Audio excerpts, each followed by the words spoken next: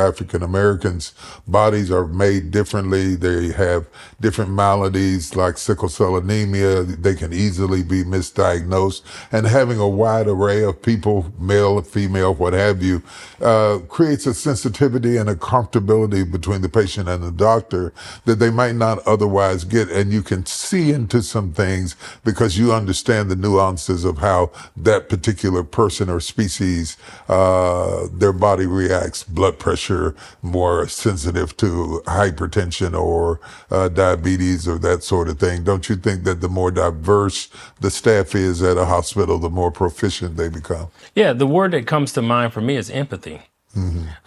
It's one thing for you to get a call and someone says your child's in a car wreck versus somebody gives you a call and says somebody you know whose child's in a wreck.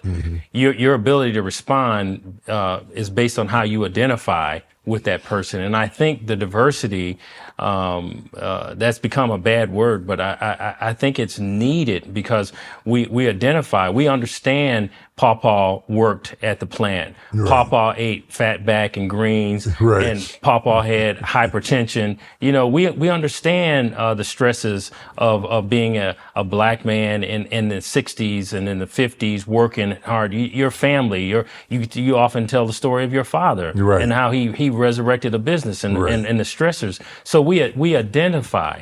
And so when I'm called in on a level 1 trauma in the emergency room and I come down and I see a young black male, a young Hispanic male, and even sometimes a young white male, I identify with my kids. They're of that age. Right. I think about them out at college driving and a drunk driver coming across the road.